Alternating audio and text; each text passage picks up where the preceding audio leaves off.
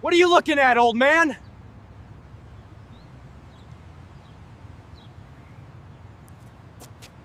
Look at him, just walking away.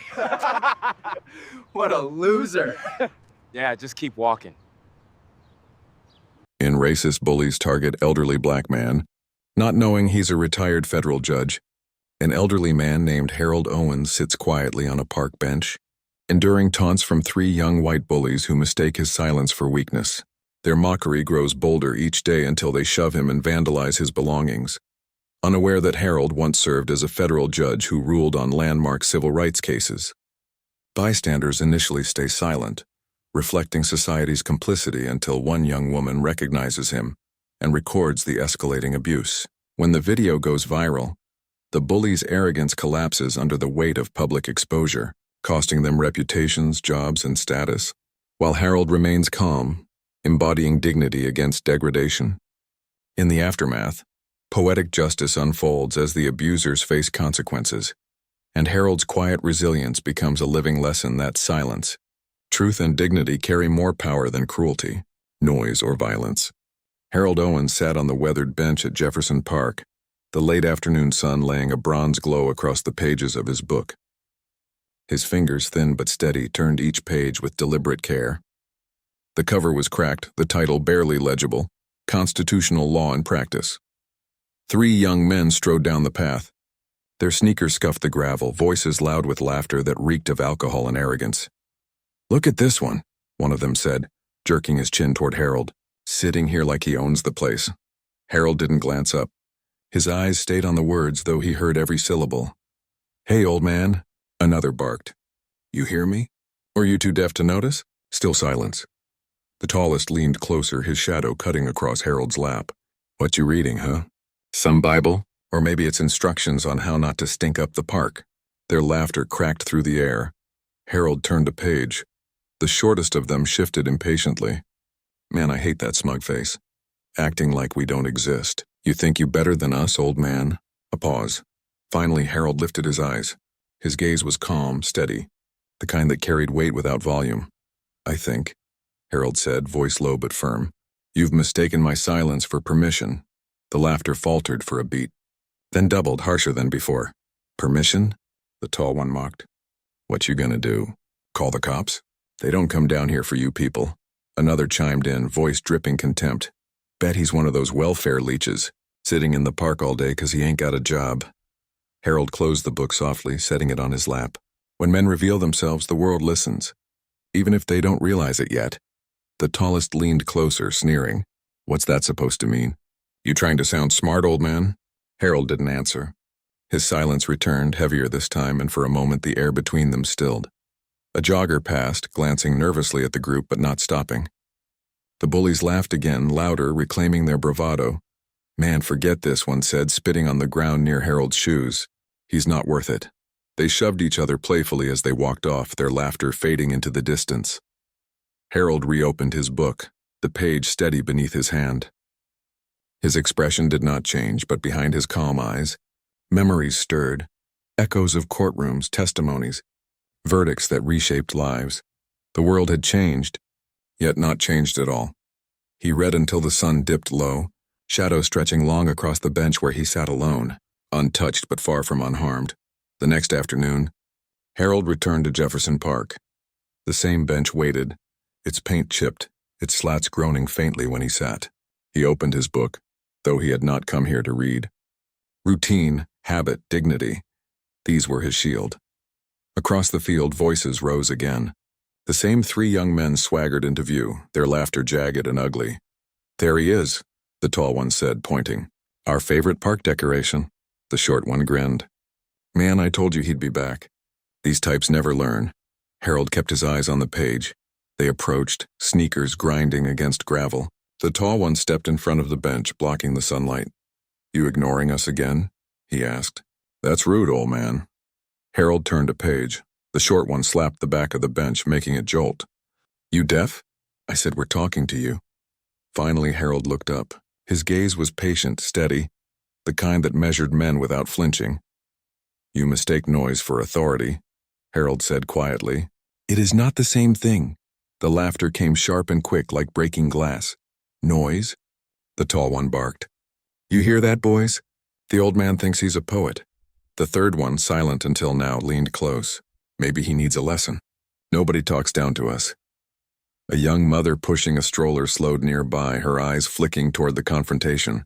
She hesitated, then hurried on, lips pressed tight. Harold's book rested closed in his lap.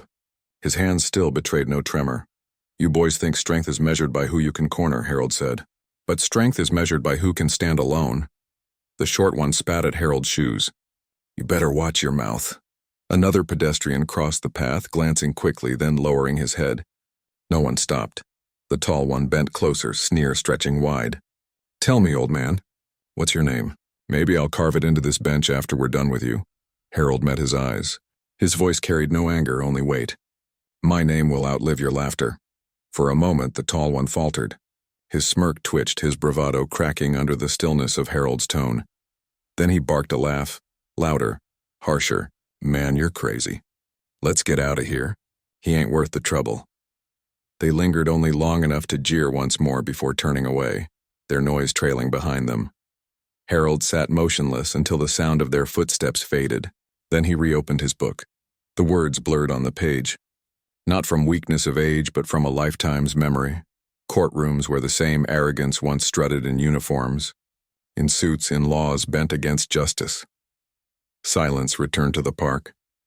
The bench creaked faintly under his weight, and Harold read, though his mind was elsewhere, watching a storm gather.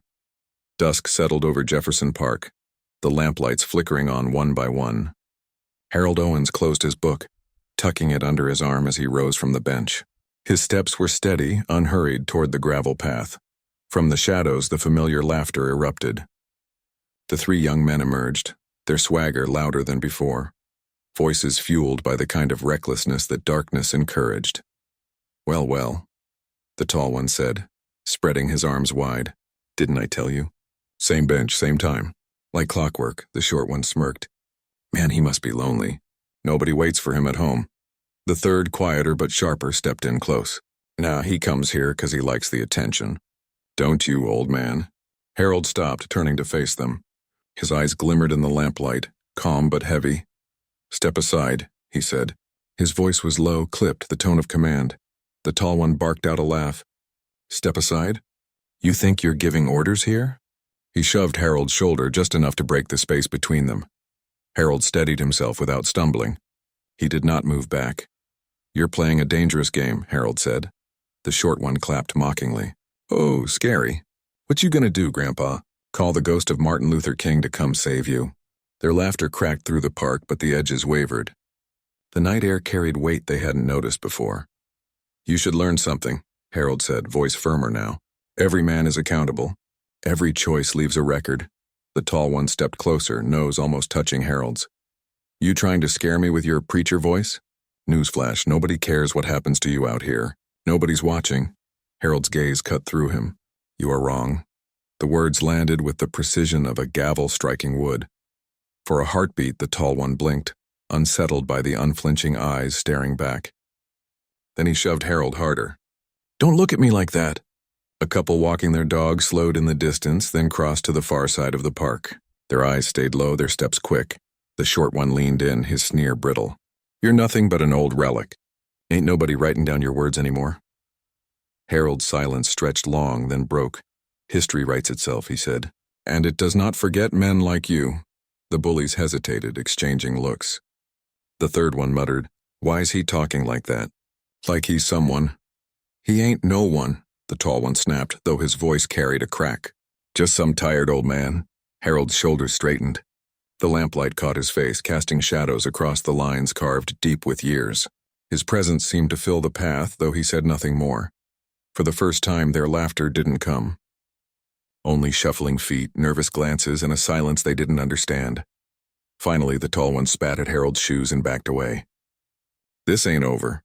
They left together, their noise trailing into the night, but none of them laughed this time. Harold exhaled slowly, turning back toward the bench.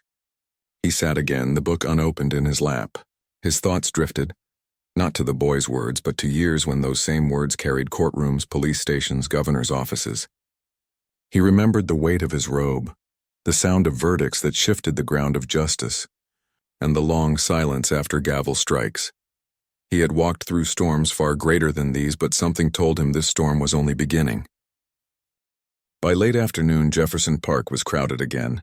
Children shrieked near the swings, couples strolled with iced drinks in hand, and retirees clustered around the chess tables. Harold Owens sat at his usual bench, book balanced on his lap, though his eyes lingered less on the pages and more on the rhythm of the people moving past him. They were watching. He could feel it. The three young men had returned. Their voices rose above the hum of the park, mocking, jeering, full of crude laughter. "There's our guy," the short one said loudly, pointing. "The philosopher of Jefferson Park." Some heads turned. Some smirked. Most looked away. The tall one cupped his hands around his mouth. "Hey, old man, you think you're too good for us? Still hiding behind your book?" Harold didn't answer. His silence pressed back harder than words. From the benches nearby, two men playing chess paused, glanced, then resumed their game. A jogger slowed but pulled his earbuds tighter, eyes fixed on the path ahead. The third bully muttered, "Nobody's even helping him. They know he's nothing." A young woman across the path froze. Her grocery bag hung at her side, her eyes locked on Harold's face. Recognition stirred. Faint. Incomplete. But there. The short one circled Harold's bench, dragging his finger across the wood. "We should carve our names here. Mark our territory. Leave the bench," Harold said quietly. The tall one leaned in, sneering. "Or what, you'll glare us to death?" Their laughter rang out again. But cracks showed. Some bystanders flinched at the volume. Others fumbled with their phones, half raising them as if to record, then lowering them again, unwilling to cross the line from observer to participant. The young woman still stared. She whispered to herself, "Where do I know that face?" Harold's eyes flicked toward her for a moment, sharp, deliberate. A silent acknowledgement, then back to the three boys circling like restless dogs. "You see," the tall one said, gesturing at the people pretending not to watch. "Nobody's gonna help you. They don't care. We run this place." Harold's voice was steady, unbothered. "When truth arrives, it doesn't ask permission. And it doesn't need allies." The short one laughed. "Truth? Ain't no truth here.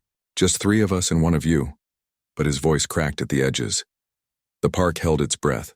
Then a mother tugged her child away, murmuring, "Don't look." A man raised his phone, recorded a few seconds, then slipped it back in his pocket, shaking his head as if convincing himself it wasn't his fight. The young woman's grip on her bag tightened. She mouthed a name, testing it. "Owens, Judge Owens?" Harold did not move. But in that stillness, in the hush of his presence, she felt confirmation. The bullies finally pulled back, restless with their own unease. "Tomorrow," the tall one muttered. "Tomorrow we make sure he learns." They left in a knot of false laughter. Harold returned his gaze to the closed book in his lap, unmoved, though the silence of the crowd pressed heavier than their jeers. He had seen it before in courthouses, in streets, in history itself. Racism never thrived without witnesses who turned away. And tonight, Jefferson Park had been full of them. The following evening, storm clouds rolled heavy over Jefferson Park. The air hung thick, restless, as if waiting. Harold Owens sat on his bench as always, book closed this time. His eyes were distant, fixed on nothing in particular. The three young men appeared again, their voices sharp, their confidence sharpened by repetition. "There he is," the tall one said. "Still here. Man doesn't learn." The short one kicked at the gravel. "Time to teach him." The third carried a can of soda, shook it hard, then sprayed it across the bench before Harold. Sticky liquid ran down the wood, splattering Harold's shoes. Laughter split the air. Harold didn't flinch. The tall one grabbed Harold's book and waved it overhead. "What's this? Some bedtime story?" He tore a page loose, let it float down. The short one joined in, ripping another. "Look at him. He won't even fight back." For the first time, Harold stood. His frame was lean, aged, but his spine was unbent. His voice, when it came, cut through the storm-heavy air like iron. "You boys mistake restraint for weakness," Harold said. "You mistake cruelty for power, and you mistake silence for absence. But I am here. I see you, and I will remember you."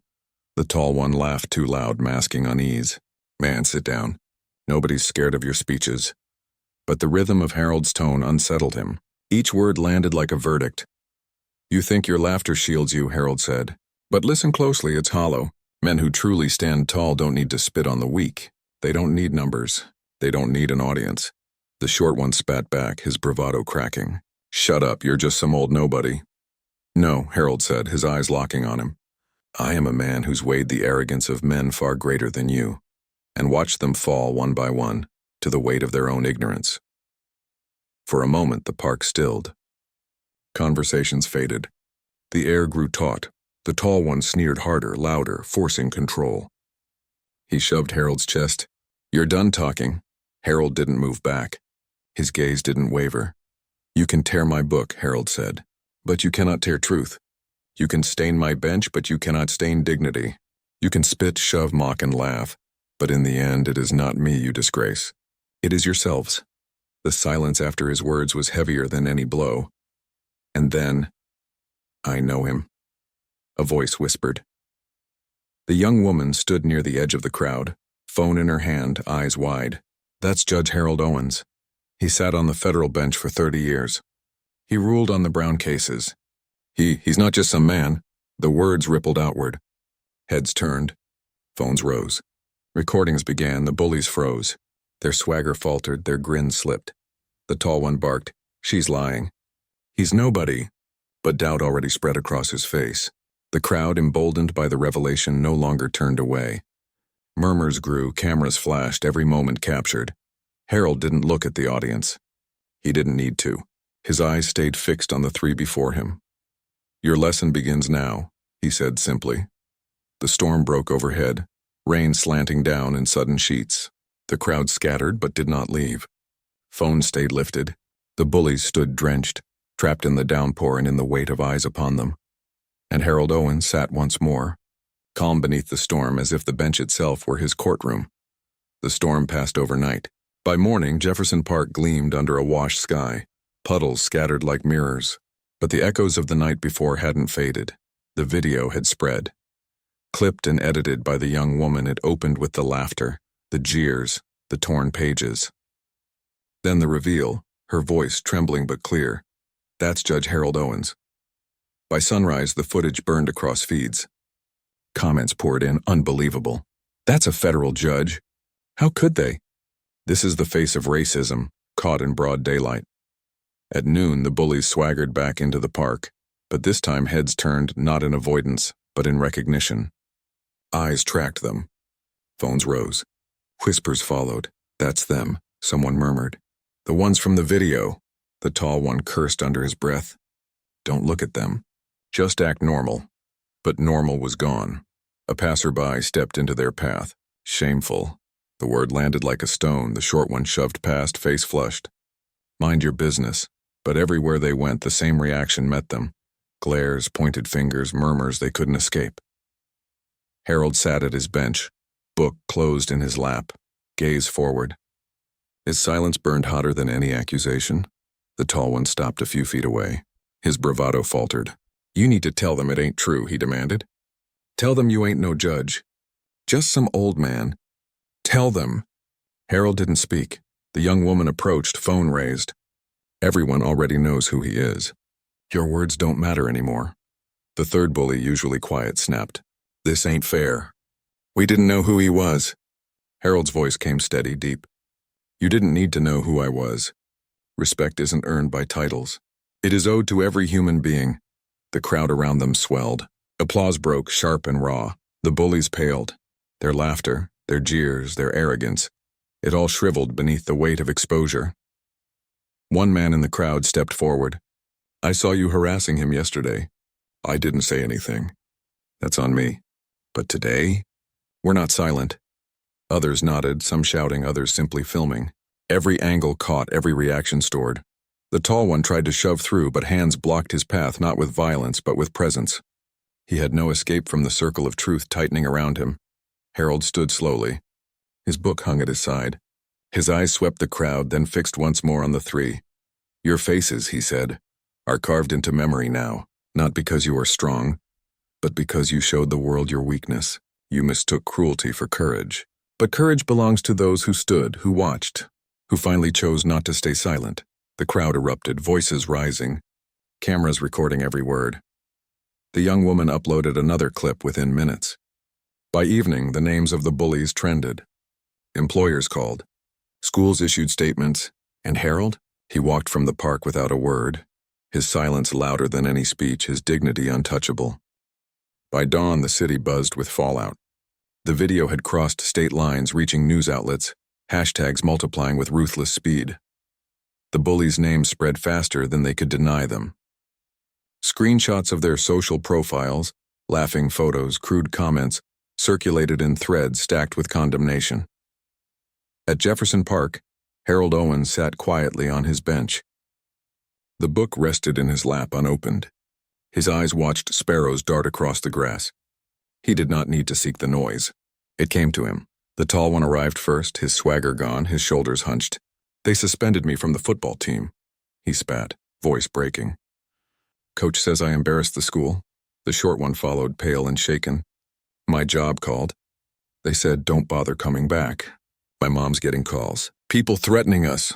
The third trailed behind, eyes darting. We didn't know who you were. If we knew.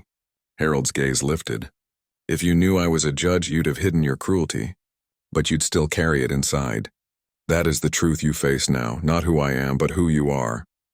The tall one's fists clenched. You ruined us. Harold's tone remained steady. No, you revealed yourselves. The world simply saw. From the sidewalk, strangers gathered. Phones rose again, recording this confrontation as if justice itself demanded a second chapter. The short one's voice cracked. We're sorry, okay? Just say something. Tell them to stop. Harold's silence stretched. His eyes, sharp as a gavel strike, said enough. Finally, he spoke. Apologies built on fear are not apologies. They are bargains. I do not bargain with men who mock dignity. The third whispered, almost pleading, we're done. We won't bother you again. You already did, Harold said, and you cannot undo it. You must live with it. That is your sentence, the crowd murmured approval. Some clapped, others nodded, their agreement clear.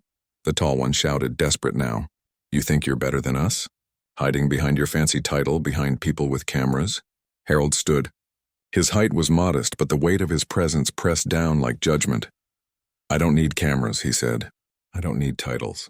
The law I once served had limits. But dignity, truth, they enforced themselves.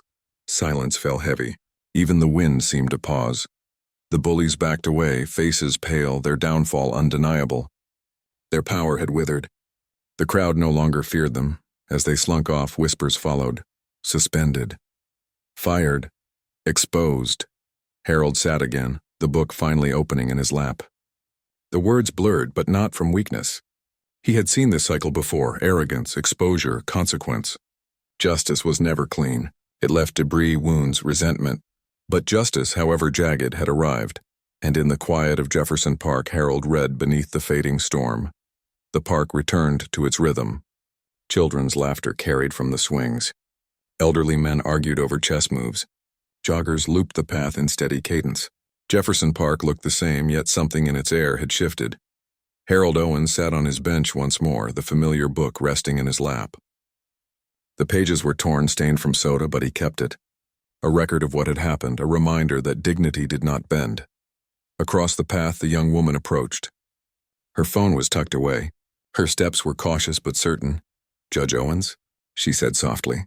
Harold looked up. His eyes steady acknowledged her. I just wanted to thank you, she continued, for standing tall, for not letting them. Harold raised a hand, cutting her off with gentle firmness. No thanks are owed to me, she blinked. But if you hadn't... He closed the book slowly. Courage didn't come from me. It came from truth. And from you when you chose to speak. Her face flushed. I only recorded. I didn't do enough. You did what others would not, Harold said.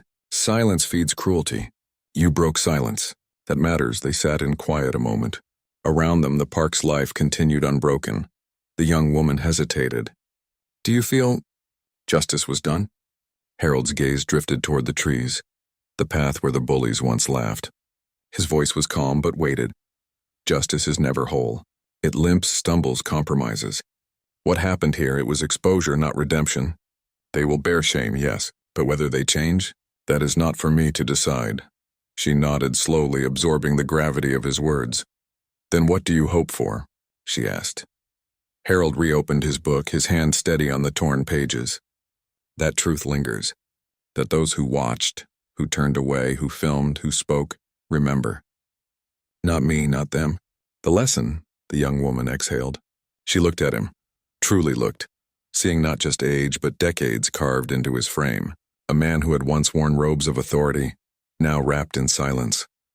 I'll remember, she said quietly. Harold gave a single nod. Nothing more. The bullies did not return. Their names remained tethered to disgrace, their faces plastered across feeds, their laughter replayed as evidence of ignorance. They had been loud once. Now they were gone, their noise dissolved into shame. But Harold remained, each day, the same bench, the same book, the same silence that unnerved arrogance and steadied truth. Children passed without fear. Strangers nodded in respect. Some whispered his name. Most simply watched, sensing something in his presence that words could not capture. And Harold Owens read on, unbothered, a monument not of victory, but of endurance. The park thrummed with life. The noise of cruelty had faded. What remained was silence, his silence deeper than words, heavier than judgment, unbreakable.